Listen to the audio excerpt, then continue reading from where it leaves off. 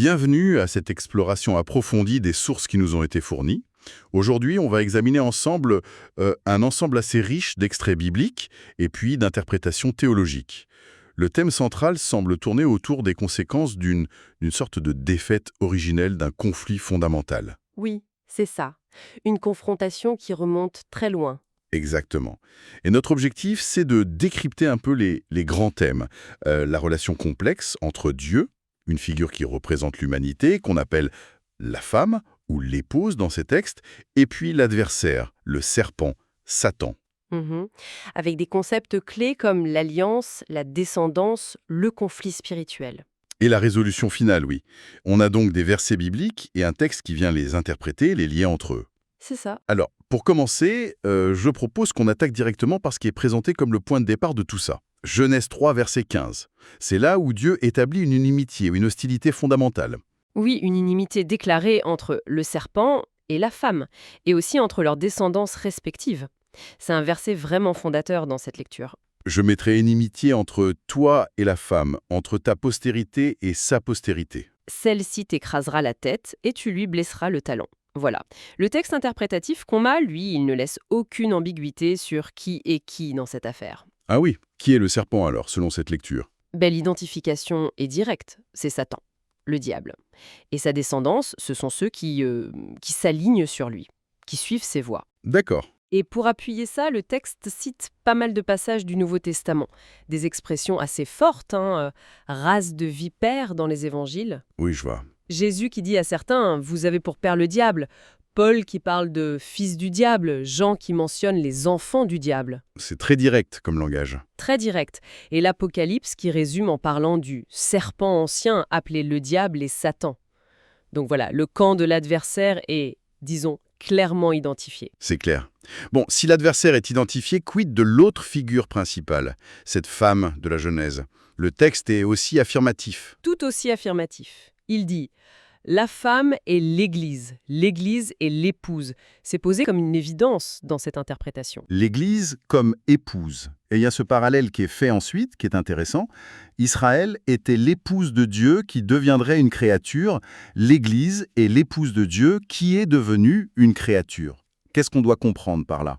Ce parallèle, il est important parce qu'il place l'Église dans une sorte de continuité historique et théologique avec Israël, tout en marquant une nouveauté. D'accord? L'image de l'épouse pour le peuple de Dieu, c'est pas nouveau, hein. L'Ancien Testament l'utilise déjà pour Israël. On pense à Jérémie, Osée, qui décrivent l'infidélité d'Israël comme un adultère. Oui, l'alliance rompue. Exactement. Ou Ézéchiel avec ce chapitre 16 très fort où Dieu épouse Jérusalem. Donc l'interprétation ici, c'est que cette relation d'alliance, cette image d'épouse qui existait avec Israël, trouve son accomplissement final, sa nouvelle forme, avec l'Église. Une sorte de relais, en quelque sorte. Israël puis l'Église. D'accord. Et sa postérité, alors? Genèse parle de sa postérité, au singulier. Le texte insiste beaucoup là-dessus, apparemment. Ah oui, énormément. C'est même un point central de l'argumentation. Il cite l'apôtre Paul dans l'Épître aux Galates. Les promesses ont été faites à Abraham et à sa postérité. Mhm. Et Paul précise, il n'est pas dit « et aux postérités », comme s'il s'agissait de plusieurs, mais en tant qu'il s'agit d'une seule, et à ta postérité, c'est-à-dire à Christ. C'est une lecture très très précise du texte de Paul. Absolument. Et cette insistance sur le singulier, sperma en grec, est utilisée ici pour dire, voilà, la promesse faite à la femme dans la Genèse, elle visait depuis le début et uniquement Jésus-Christ. C'est la clé d'interprétation principale, donc. C'est présenté comme ça, oui, et pour renforcer cette idée, on convoque d'autres textes, la prophétie d'Ésaïe sur la Vierge qui enfantera Emmanuel, Dieu avec nous, reprise par Matthieu, bien sûr. Un classique. Oui. Et puis Galates encore, qui dit que Dieu a envoyé son Fils, né d'une femme. On cite aussi Jérémie, un passage un peu énigmatique sur la femme qui enfantera l'homme, ou la vision de la femme qui enfante dans l'Apocalypse. Tout ça est vu comme convergent vers Christ. C'est fascinant de voir comment un mot, ce postérité au singulier chez Paul, devient la clé pour relier la Genèse à Christ de façon aussi directe. Et tout ça s'inscrit dans une histoire d'alliance, c'est bien ça, hein? Tout à fait. L'alliance, c'est vraiment le cadre, et elle est présentée sous l'angle de l'engagement matrimonial, des fiançailles. Le texte dit même Contracter une alliance signifie se fiancer. Ça donne une tonalité très personnelle, très relationnelle. Exactement. Et le parcours commence avec la première alliance, celle du Sinaï avec Israël. Les sources rappellent qu'elle a été scellée par du sang d'animaux. Oui, avec Moïse qui asperge le peuple et le livre, comme le rappelle l'Épître aux Hébreux. C'est ça. Mais, et c'est le point important pour la suite, cette première alliance, l'interprétation souligne qu'elle a été rompue à cause de l'infidélité d'Israël. On cite encore Jérémie là-dessus. D'où la nécessité d'une nouvelle alliance. Voilà, c'est la conclusion logique dans cette lecture. Et cette nouvelle alliance, elle est établie par qui? Parce que le texte appelle la deuxième personne de Dieu. Une manière de désigner Christ. Oui, la terminologie théologique classique. Et cette alliance, elle est faite avec l'Église, la nouvelle épouse. Et le point crucial, c'est le sceau de cette alliance. Non plus le sang d'animaux, mais le propre sang de Christ. Là encore, l'Épître aux Hébreux est centrale, j'imagine. Oui, elle est beaucoup citée pour contraster l'efficacité des anciens sacrifices, jugés limités, avec le sacrifice unique et parfait de Christ qui, lui, purifie vraiment même les réalités célestes. Cette nouvelle alliance, elle est présentée comme éternelle, indéfectible, contrairement à la première. On sent bien le contraste, oui. Une ancienne alliance conditionnelle qui a échoué. Une nouvelle, basée sur Christ, présentée comme définitive. Et le but de la venue de Christ, né d'une femme née sous la loi, quel était-il précisément selon ces textes? La source lui assigne une mission en 3 points principaux. Premièrement, racheter ceux qui étaient sous la loi, les libérer. C'est Galates que cité là. Libéré, d'accord. Deuxièmement, détruire les œuvres du diable. Ça, c'est tiré de la première épître de Jean, une action directe contre l'adversaire. Détruire ses œuvres. Et Troisièmement, anéantir par sa propre mort celui qui avait la puissance de la mort, c'est-à-dire le diable. C'est dans l'Épître aux Hébreux. Donc, une mission vraiment de libération et de victoire sur Satan.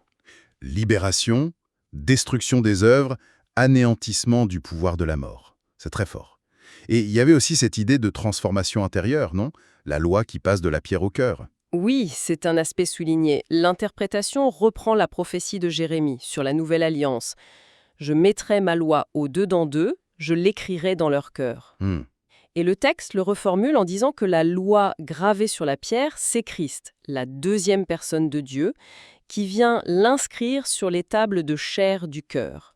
Ça vise une relation à Dieu beaucoup plus intime, transformée de l'intérieur. D'accord. Revenons au conflit initial, Genèse 3,15. La descendance de la femme écrase la tête, le serpent blesse le talon. Comment cette image est-elle lue? Alors, l'écrasement de la tête, c'est clairement interprété comme la victoire décisive de Christ sur Satan. Une victoire acquise par sa résurrection et son ascension. C'est la défaite stratégique, fondamentale de l'adversaire. La tête, symbole du pouvoir, de l'autorité. Exactement. Et la blessure au talon, elle symbolise la souffrance, la mort de Christ sur la croix. C'est une blessure réelle, douloureuse, mais qui n'est pas fatale pour la mission, qui n'empêche pas la victoire finale. C'est une atteinte, mais pas une destruction. C'est ça. Et le texte cite l'Apocalypse pour confirmer cette victoire. Le Fils de la femme qui est enlevé vers Dieu et vers son trône. C'est le signe de son triomphe absolu et de son règne. Donc, Christ gagne la bataille décisive contre Satan. On pourrait penser que l'histoire s'arrête là pour l'adversaire, mais non, apparemment. Sa défaite le rendrait encore plus furieux. C'est un point clé de la suite du récit, tel que présenté ici. Une fois Christ élevé au ciel, Satan, vaincu mais toujours actif sur terre selon l'Apocalypse, ne peut plus l'atteindre directement. Alors il change de cible. Exactement, il reporte sa colère, sa fureur contre qui? Contre la femme, c'est-à-dire l'Église, et contre le reste de sa postérité. Et qui est ce reste de sa postérité? L'Apocalypse les définit clairement. Ce sont ceux qui gardent les commandements de Dieu et qui ont le témoignage de Jésus. Autrement dit, les croyants fidèles. Le conflit se poursuit donc sur terre et la cible, c'est l'Église. Ce qui explique, dans cette perspective, les périodes de persécution, de souffrance pour les croyants. Tout à fait. L'Apocalypse est à nouveau cité avec la bête qui reçoit le pouvoir de faire la guerre aux saints et de les vaincre. Il y a aussi une référence à Daniel qui parle d'un temps où la force du peuple saint sera entièrement brisée. Ce sont des images très sombres. Qui suggèrent une lutte intense, et même le martyre. Oui, le martyr tient une place importante dans cette vision des choses. Mais attention, il n'est pas vu comme une défaite finale pour le croyant. Au contraire. Ah bon? Comment ça? L'Apocalypse dit explicitement comment les frères, les saints, remportent la victoire sur Satan. Ils l'ont vaincu à cause du sang de l'agneau et à cause de la parole de leur témoignage. D'accord, la foi en Christ et le témoignage. Et ils n'ont pas aimé leur vie jusqu'à craindre la mort. C'est là le point crucial. La victoire passe par la persévérance dans la foi et le témoignage, même au prix de la vie. Le martyr devient paradoxalement l'expression suprême de la victoire sur Satan, celui qui tenait le pouvoir de la mort. C'est un renversement complet de perspective, la victoire dans la mort même. Et il y a cette autre image de l'Apocalypse qui est mentionnée, celle des vainqueurs sur la mer de verre. Oui, les vainqueurs de la bête qui se tiennent debout et chantent le cantique de Moïse et le cantique de l'agneau. C'est une image de triomphe collectif, de louange après l'épreuve et la lutte. Tout ce drame historique et cosmique nous ramène donc à la métaphore de départ, l'épouse. Où en est-on aujourd'hui, selon cette lecture? On est dans une période de fiançailles. L'Église, l'épouse, est fiancée à Christ, l'époux. Mais le mariage, les noces célestes n'ont pas encore eu lieu. On est dans l'attente. Et pendant cette attente, il y a une insistance très forte sur la préparation de l'épouse, c'est ça? C'est un thème qui revient souvent dans les textes fournis. Absolument. C'est même crucial. Les serviteurs de Dieu, les responsables dans l'Église, sont appelés à travailler activement à cette préparation, un peu comme les intendants fidèles ou comme les vierges sages de la parabole, qui doivent avoir de l'huile pour leur lampe en attendant l'époux. Ce n'est pas une attente passive, donc. Non, pas du tout. C'est une préparation active, une condition nécessaire, et c'est là qu'arrive une des idées les plus, spécifiques de cette interprétation. Laquelle? L'idée que le retour de Christ, l'époux, serait conditionné non seulement par l'état de préparation de l'épouse, mais aussi par l'accomplissement d'un nombre précis de martyrs. Un nombre précis. Vraiment. Oui. Le texte utilise un terme particulier, témoin martyr. D'ailleurs, l'original semble être un terme coréen, Sunkyo Jeonjin, ce qui suggère qu'il ne s'agit pas juste du martyr en général, mais d'un quota, un nombre fixé de ces témoins fidèles jusqu'à la mort. Un quota de martyrs. La formule est très directe dans le texte. Quand l'épouse sera prête, l'époux reviendra. Quand le nombre fixé de témoins martyrs sera complet, l'époux reviendra. C'est une condition très précise posée au retour du Christ. C'est une affirmation très forte et assez unique, effectivement, un nombre défini de martyrs comme prérequis. Et quand ce retour aura lieu, qu'adviendra-t-il de l'adversaire, de Satan? Son jugement final coïncide avec le retour de l'époux. Et là aussi, le texte utilise une terminologie qui semble propre à cette source. Il parle de juger satinguraté. Satinguraté, encore un terme spécifique. Oui, satinguraté, là aussi, l'origine semble coréenne. Ce n'est pas un terme théologique courant. Ça semble désigner l'entité satanique dans sa globalité, peut-être son organisation, son influence systémique, qui sera définitivement jugée et démantelée par Christ à son retour. Fascinant. Alors, si on essaie de faire une synthèse rapide de tout ce parcours, basé sur les sources qu'on a examinées, ça commence avec un conflit originel, Genèse 3.15, serpent contre femme. C'est ça, serpent identifié à Satan, femme à Israël, puis à l'Église. Ensuite, la promesse d'une postérité unique, lue comme désignant Christ. Sa venue accomplit les prophéties. Et instaure une nouvelle alliance scellée par son sang indéfectible, avec pour but la rédemption et la victoire sur Satan.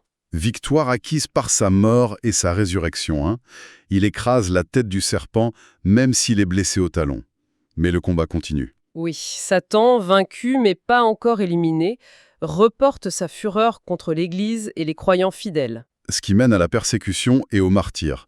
Mais les croyants sont appelés à vaincre par la foi et le témoignage. Un témoignage qui peut aller jusqu'à la mort, et ce martyr semble même devoir atteindre un nombre fixé, selon cette interprétation. Et tout cela dans l'attente du retour de Christ, l'époux.